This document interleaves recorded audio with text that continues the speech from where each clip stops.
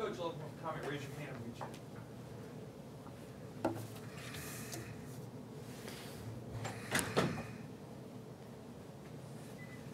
Thank you. All right, well, it was good to get back to work today. I think the players having a couple days off probably was a good thing for them, good for their recovery. Had pretty good energy today. As I said yesterday when I met with you guys, that the focus is on improvement, what we need to do collectively as groups on offense, defense, and special teams to try to improve in areas that we feel like we could do better. And also as individual players relative to some of the technique things that may help them be able to play a little more consistently and a little bit better. So the teams that we have coming up on our schedule are certainly some of the best teams that we played and probably the best teams in our division this particular year. So I think we need to be at our best when we come out of this week and get ready for next week. So we had a good work day today. Players had good energy, and we got a lot done. Let's start things in the middle with Chris Walsh. I want to ask you about grading players out, specifically your corners, and how much of it is when you grade them is on technique and assignment, and does, you know, if a player gets a reception, if that even factors into it, and how these guys are doing? Well, I think when you grade a player, you grade him on two things. You know, you want to grade him on did he get his job done, and then the second thing is did he do it technically the best way he could have done it, so that it would help him be more consistent, consistently successful in how he does it. And so, and then there's a third portion of that, I guess, is when guys make mental errors and don't cover the right guy or play the wrong technique or play the wrong coverage. You know, those things are catastrophic in terms of what the consequences can be. Because in the secondary, if everybody plays it wrong, it's right, because at least you played the same coverage. Might have not been what you wanted to play. But when one guy plays one thing and somebody else plays something else, that's when you really get two guys in the middle of the field, nobody in the flat, or two guys in the flat, nobody in the middle of the field, and those things can be catastrophic in terms of the consequences. So those are the three areas. And then we have a production, you know, sort of, you know, guys that make plays, defend passes, bat balls down, cause fumbles, recovered fumbles, how many tackles you get. But then there's also consequences on the other side of that. When you make mental errors and miss tackles and loaf and do those types of things, you get negative points. So production points, I think, speak a lot in volumes of players, because when they get production points, they're usually doing things correctly. They're doing things with high intensity and energy, and they're usually making plays because of it. Sort of a two-parter. How will you address the punt return issues in the bye week? And we've seen Minka taking some reps there, and he told us last month that he takes reps there. Is he an option back there going forward? Minka does take reps at punt return. Not something that he's done since we've been here, but I think he's very capable of doing it. I think what we'll do at that position is evaluate this week. I think that, look, all three guys are very capable. Trayvon Diggs did a good job of doing it for a long time. Ruggs is very explosive. But the thing about it is when guys sort of don't have success, what is their confidence level? How comfortable are they? Judgment is really important, and ball security is important. Xavier is very explosive, made a great return in the game on Saturday, but ball security is also very important. So we're going to evaluate that through the course of the week and sort of try to figure out who we feel can do the best job there, and certainly put that person in there to do it when we come to the next game. John Zener. You've talked a couple times about how good the SEC teams you got remaining on the schedule. Is that, I don't know how much you've studied those teams. I don't know how, the off week. Have you looked at any of those teams? Yeah. Yeah. What is your impression, and how does it help the focus of your guys, knowing that they still got some tough obstacles to overcome? Well, I hope the focus is good. I hope they realize and respect the opponents that they have. I hope they've realized and respected every opponent that we have. And I think that we want the players to take ownership and be responsible to play at a high standard of effort, a high standard of toughness, a high standard of being responsible to do their job. I think that's what can make our units better, and I think that's what can be most beneficial to them in terms of their consistency and the success that they have as players. We take this time and look at the last, especially 3 SEC games that we have a little bit. We hadn't looked at those teams that much prior to this, but we always use the bye week to do that, so we're in the process of doing that right now. And each day we give them a little bit of something that's different that we haven't seen all year that they might have to adjust to, so maybe we have a little better understanding of it when the game week comes. Back over here on this side with Charlie. Just what have you seen from Mack Wilson this season, especially of late, being in the middle of your dime package on defense? Mack has done a nice job all year long. I think Mack was a guy that we had zeroed in to be this dime guy, the dime Mack, but when we lost the players early on, 3 guys, Rashawn and the 2 outside backers in the Florida State game, we had to move Mack from that position to Buck to take Rashawn's place, which he did for a few weeks. Then Rashawn wasn't 100% right when he came back, so he stayed there for a while. So since we've moved him back to Mack and he's been able to take his repetitions there, he's been very, very productive. He's very athletic. He's a good blitzer. He's a good cover guy. He's got really good instincts. So all these things, I think, can be helpful to us. And he's done a really good job. Back in the middle with Michael. We saw Vandarius Cowan for the first time in the season the other day. How's he improved, and what's his future like? Well, I can't really tell you what his future's like. He's worked really hard, given a lot of effort, has been very productive on the scout team. We decided that we would go ahead and play him and coach him and try to develop him because of our situation in outside linebacker. How much he plays and how much he can contribute will be relative to how fast he gets to the point where he can play winning football. And because we're going to play against some teams that will be in regular formations and we'll have to play regular people, we thought that we would need him, especially in this next game coming up against LSU. Go back over here to Cecil. Coach, since it's an off week, I thought I'd ask, how has your recruiting schedule changed with a December signing period looking at you? Has it changed at all? How is that going to affect you? I know you have kids come in on visits, but do you have to do more calling, more work during the week? How has that changed? Well, first off, it's been something that has been hard to sort of figure out, to be honest with you, because back in the summertime, we tried to figure out through information gathering through prospects, were you going to be an early signing guy? What's your plan? Or will you go till the February signing date like always?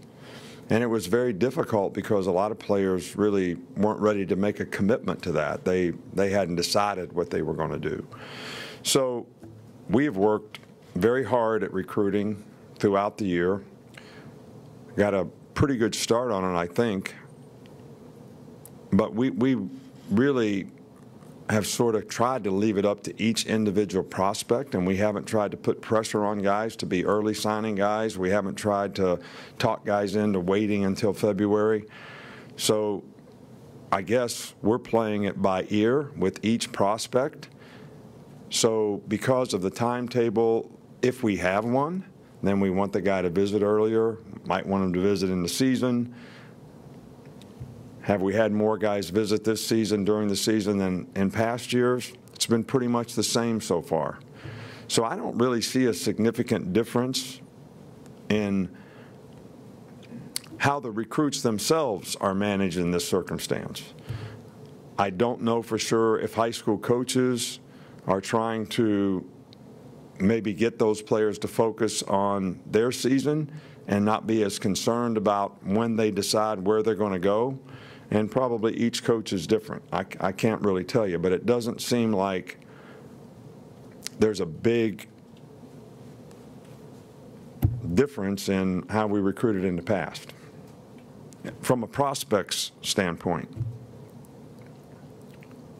Go up front here with Tony. I was wondering, what have you seen from Josh Jacobs from a maturity standpoint? We've got to see him a couple times. He seems like a really composed kid.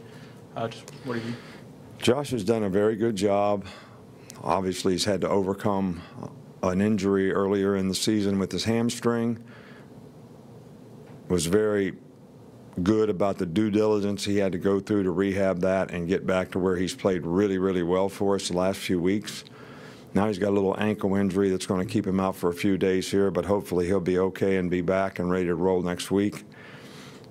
But Josh is just a very industrious team guy that will do anything to help the team. Whatever his role is, he embraces it, plays hard all the time, very instinctive, very quick, and is a really good change of pace guy for us relative to the other players and how he complements them. So I've been very, very pleased with how he's progressed and what he's been able to do for us this year. And he's had some obstacles to overcome, but he's done a really good job of doing that. Back left with Reiner. The Patriots last year took a similar tack that you guys have with the kickoffs, refraining from kicking, touchbacks or going for the touchback and maybe kicking it a little bit shorter to induce a return. Whoever said we did that? I don't ever recall saying that we're not trying to kick the ball in the end zone. I'm happy every time the guy kicks the ball in the end zone. So, and we've had to cover quite a few, and we've done a pretty good job of covering them, so I'm happy with the coverage as well, but did I say that? I don't remember that. Did I? No, on that end, though, it seems that you guys, have kicked it a little bit short, but going, as far as... Not intentionally. Okay, not intentionally. But you can go ahead and ask the question. I mean, even though it's sort of... Basically, one of those we're kind of pulling out of the sky here because, look, I'm happy every time the guy kicks the ball out the end zone. I'm happy with the way our guys cover, and I got a lot of confidence in it, and we've had a lot of tackles inside the 20. So our drive start for kickoff coverage has been very good. And sometimes it's probably been better when we haven't kicked it in the end zone. But there's also always the threat that they can make an explosive play if you don't get great coverage. So we're not the New England Patriots, and we're not taking the tack of trying to kick the ball short so we can get better field position. Going back with Scott. A few more here. Nick, since you're an old quarterback, I think it's interesting you put Jalen back in last year right when he fumbled against USC, did the same thing with Tua.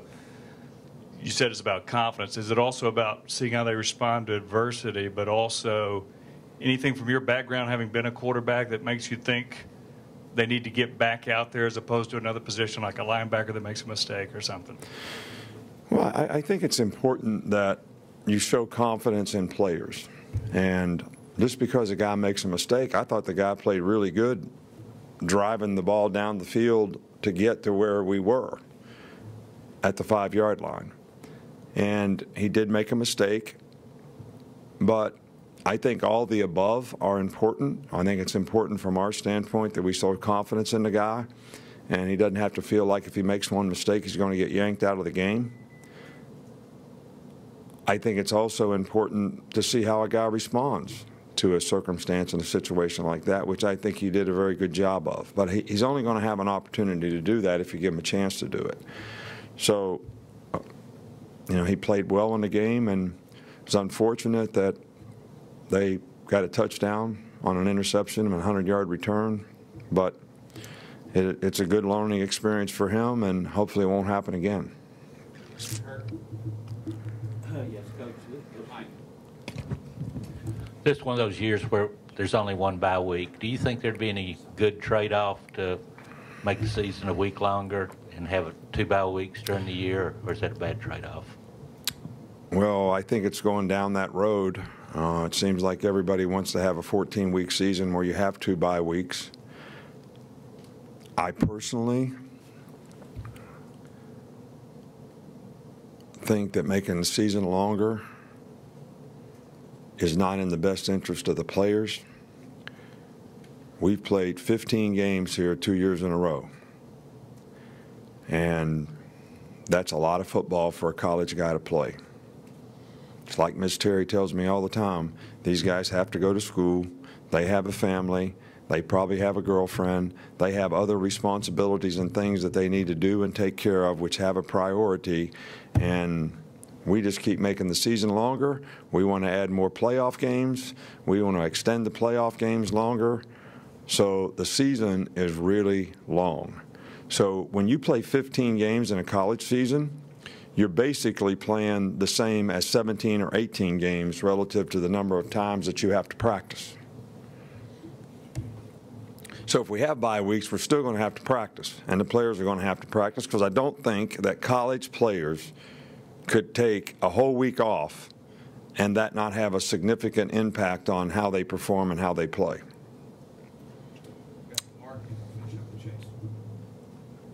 Just wondering how you've seen Ruggs, Smith, and Judy develop as blockers and also grasping the playbook from week to week. They're doing a good job. I think they're playing with a little more toughness. They're trying to be physical. I think the older guys on the team that are receivers have set a good example for those guys and have really done a good job of helping bring those guys along with their leadership and the example that they set for them. And their production sort of bears that out. So we're very pleased with the way they've responded and the way they've improved and the way they've played. A couple of Calvin Ridley questions for you, Coach. One, how good of a blocker is he? And secondly, how commonly are you seeing defenses cheat a safety in his direction, roll the coverage in his direction, maybe in a way that helps you get the ball to somebody else somewhere else on the field? Well, there are teams that will do that. There are teams that did it. Tennessee did it a couple times in a game. And I think the quarterback has to take the advantage of the opportunity and read that and get to the other receivers, which at times we've done a good job of, and at times we could do better. So, but Calvin plays with toughness. He certainly goes about. He's not the most physical guy in the world because he's not the biggest guy, but he plays with a lot of toughness, and he'll go in there and try to block people and be physical. So we have no issues and problems with the toughness and how physical he tries to play. All right, thank you.